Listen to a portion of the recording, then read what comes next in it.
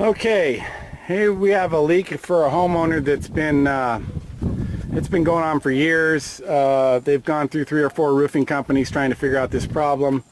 The actual leak is showing up in the house down here, about 10 to 12 feet away from where it's happening uphill here.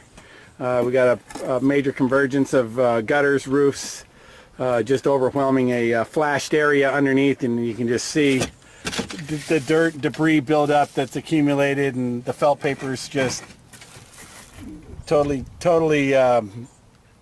been water damaged, and letting the water get in under the flashing and go all the way down to the bottom and leak near that gutter straight down. So we got to tear this all out, replace the felt paper, extend the flashings out to handle a bigger volume of water, which the original contractor did not allow for, and then reassemble everything. This is a prime example of troubleshooting that many roofers aren't really necessarily good at doing.